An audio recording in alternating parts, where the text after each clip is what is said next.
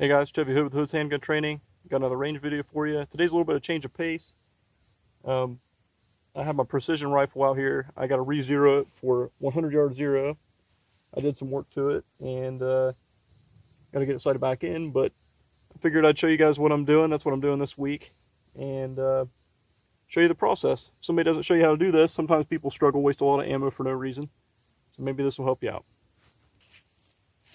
Okay, here's the rifle I'm going to be re-zeroing today. This rifle is actually a custom rifle. It's my first custom rifle I've had built. This rifle was built by the Dresden Gun Company in Ohio, and he did a really nice job on this rifle. I'll just go through the parts real quick before we get firing and to show you what I'm working with. It's a Remington 700 Action. I bought this Action online from Pacific Tool and Gauge. It's one of their blueprinted Actions, so all the surfaces are trued up. Same with the recoil lug. That's from Pacific Tool and Gauge. The barrel is from McGowan.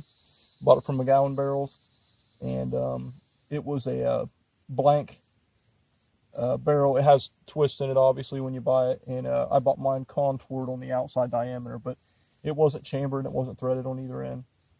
So that's what my gunsmith did for me. The stock is a Bell & Carlson Medalist stock. Has an aluminum chassis that runs on the inside of the stock, and it's wrapped in I don't know what the outer material is, like some kind of fiberglass or something. The base, well, where did I get the base at? I can't remember now. Actually, I think I got it from Pacific Tool and Gauge too. The 20 MOA base.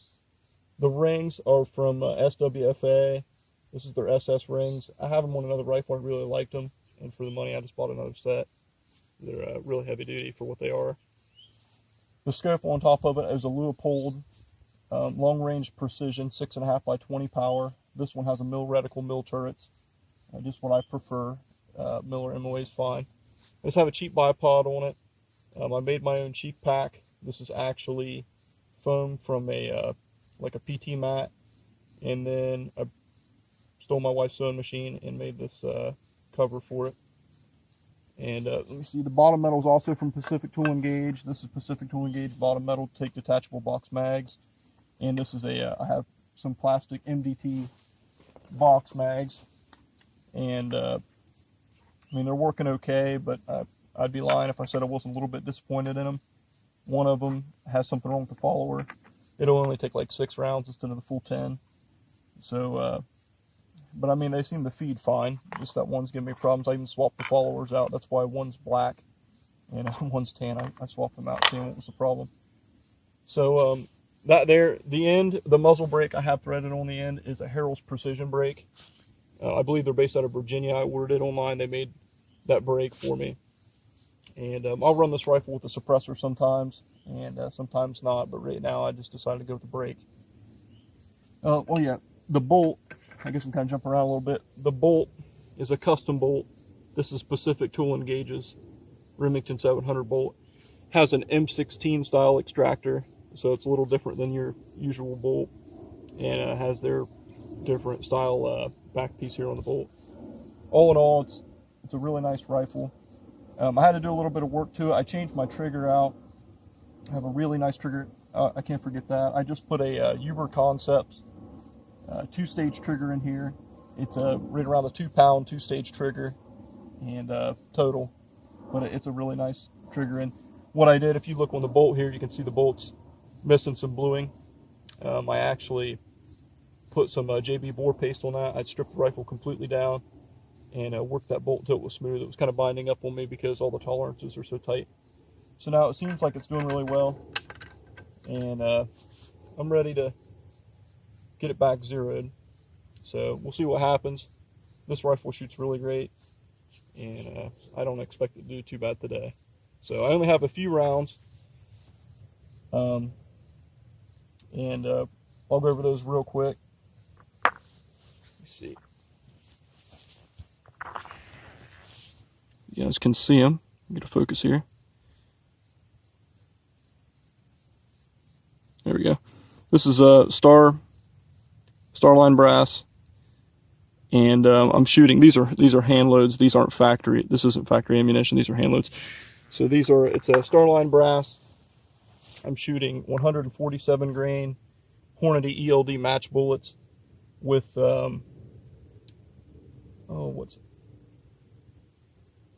can't remember my powder now. That's ridiculous. It's a shortcut. I can't remember the number right off the top of my head, which is bad because I got a bunch of it at the house. Shortcut powder, and I'm using Federal match small rifle primers. This is a small rifle primer brass, so we're going to try them out and see how we do. I've shot some, and if you look out of this box here, I actually shot these. I haven't shot precision rifle in a while. I've been busy working, doing other stuff, so I need to get back into it.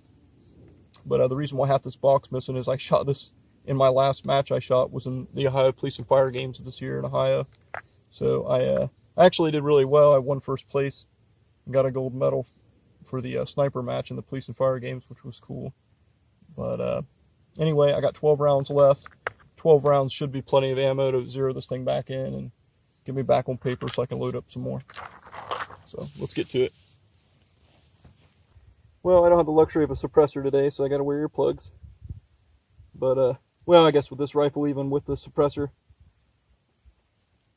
I still wear something. When I'm shooting my 308, though, I can usually get away with it. It doesn't hurt my ears or anything. So I'm going to shoot a 3-shot group first. I dry fired a little bit here off camera. So I haven't been behind a rifle in a while. So, see what we can do here.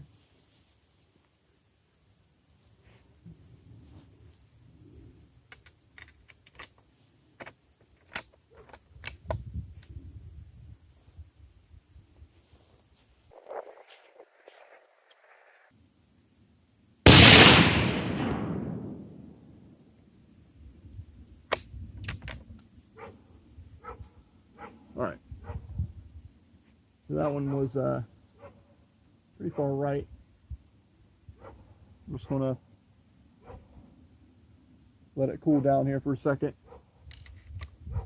and leave my bolt open for a minute. That's another trick too.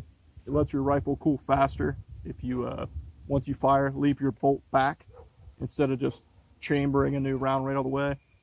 You don't want to chamber a second round right off the bat. What that's going to do is it's going to heat that cartridge up. It's going to heat the gunpowder up inside it. It's going to make that bullet come out a little bit faster, which is going to affect you if you're trying to shoot long range. If you're just plinking around 100 yards, you might not notice it, but it's going to get you if you shoot out a little farther.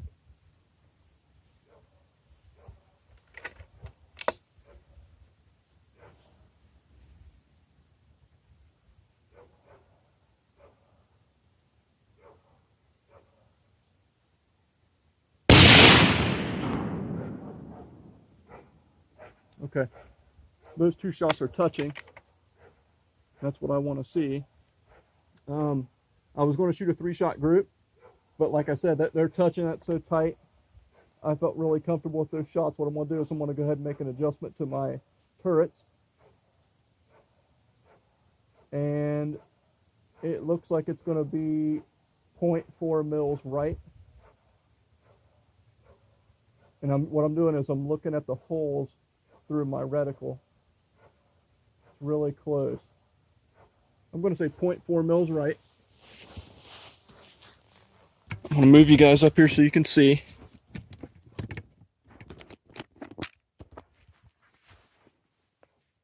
All right. Here's my turret. So it's 0.4 mils right. I need to move left. So what I'm going to do is I'm going to move 4 clicks left. All right. So that looks pretty good. So I'm going to reset my camera and we're going to take some more shots and see where we're at.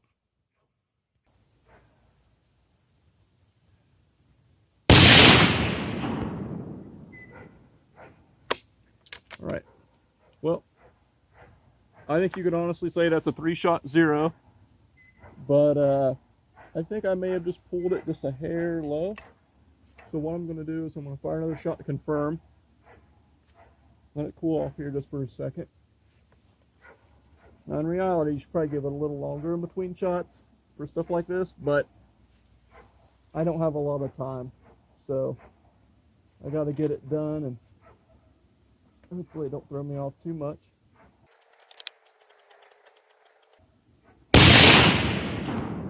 Okay. That was another touching. So I'm really happy with that.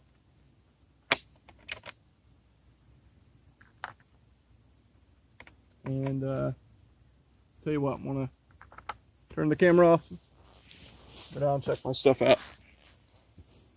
Okay, so only a minute or two went by since I stopped the camera here. So the rifle's still warm, but you know, instead of walking down there just looking at what I can already see, I'm just gonna fire another shot group and see what I can do here. Hopefully I don't throw any, but right now they're looking pretty good. I'll take you guys down here in a second and show you what I got on paper. I gotta say, I am loving this Uber 2-stage trigger. This thing is just phenomenal. And it's a little heavier than the trigger I had on. I had a Sheelan trigger, which isn't a bad trigger. And I think I had it right around a pound.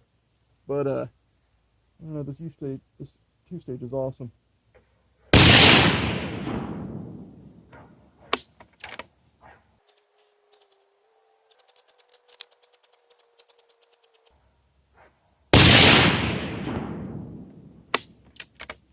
Alright. That one I don't think it's touching, but it's really close. And honestly, I think my Mirage got me a little bit. It's evening time right now, and it's cool where I'm at, but in the field out there, there's some little breeze blowing through there, and I can see it. I turned down my power a little bit to help with that.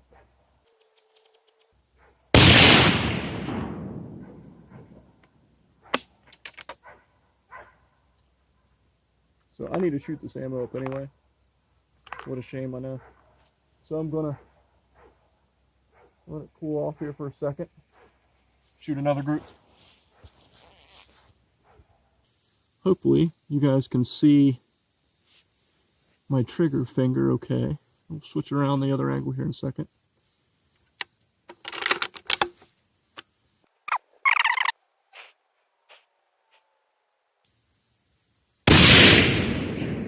Okay. I pulled that one just a little bit. It was definitely my fault.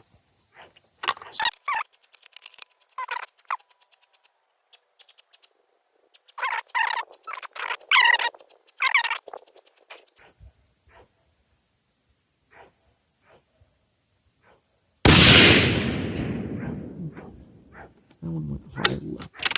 So, alright, we'll let it cool off. I'm going to fire a 3-shot group here. I just fired those 2. We'll do 3 now.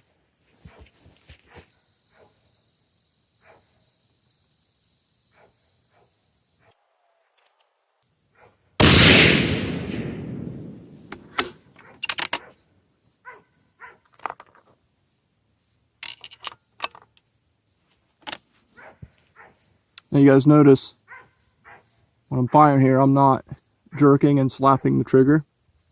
Also, when my bolt's back, you can see I'm not using the joint right here. I'm not using the joint of my finger. I like to use the fleshy pad. You know, that's my preference. I don't like using the tip of my finger with this joint. I like using this fleshy pad, and it kind of helps me press straight back. I can feel the trigger a little more, so I'm on a little more sensitive surface area too. And if you're doing this kind of stuff, it's generally what you want to try for. So let's see how we do here.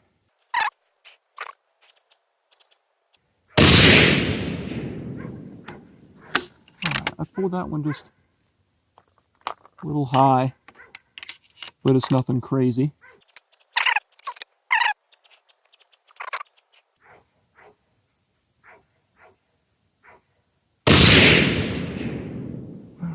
Not too bad. Alright, so our rifle zeroed.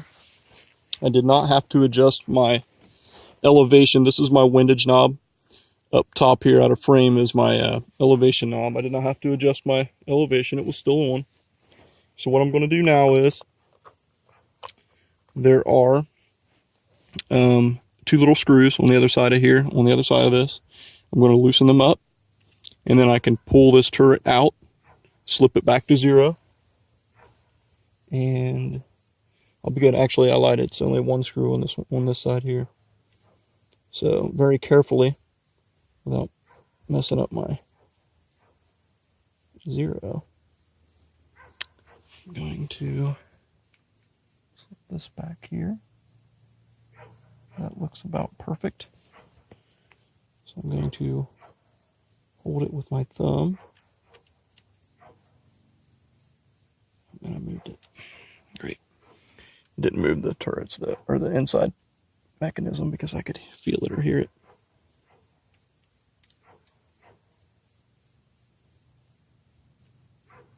Normally this isn't too hard, but I'm trying to fight around the camera here so you guys can see a little bit of it. Alright, you don't have to go too tight on these, just finger tight. You don't need to give a lot of leverage. All this stuff's aluminum. It's pretty easy to bend it if you're not careful.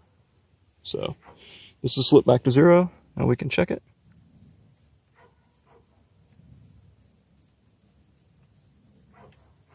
Okay. Alright. So all that looks good.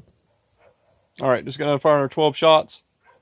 Let's go down and look at the target, show you guys what I got. I'll show you the series that I hit it at here. So, I had ranged this out right before. It was rated 100 yards, so that's what we want.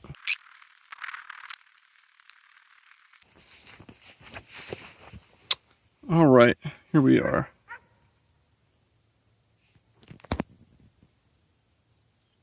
Okay guys, here's our target. Let me see here. I just drew, what I typically do guys is, instead of wasting money on paper targets, take a blank piece of computer paper, draw some Sharpie circles on it. My first 2 shots were here. That's what I said was right. And what I did is I made an adjustment after I shot these first 2 shots. I felt confident these were where they needed to be. Well, what I did is I looked through my crosshairs. Here's my crosshairs, right? Half mil, mil. Half mil, mil. Alright. So what these represents is, this is a half mil, that's a mil. So when I was looking through here, what I was doing is just holding center on this one. Shot these 2 shots. They were touching. Felt confident that's where they needed to be. So when I put my crosshairs over top of this shot group here was about right there. It was just inside my half mil. So half a mil is one of these turrets here is 5 clicks. They're 10th increment clicks. So what I did is I thought it was around 4, so I went 4 clicks left, what I showed in the video. And when I did that, this is what it got me. So I got these shots here. I like those. And then I believe the next group I shot, it was this one or this one. I think it was this one. Was these 3. And they are all touching. So that's a pretty good group. Not as good as this one here, but it's pretty good. And then this is one I shot that I said I had pulled them. And I definitely pulled that one. And this one just a hair, but it's not too bad. And then the last shot group I shot was these 3, and they're all touching. And that's pretty good too. So these are all good shot groups. I don't have my tape out here. They're around 1/4 inch. Tell you what, I got a tape, I can grab it. And without getting too scientific on it, let's see what we got. Find this farthest spread of one apart.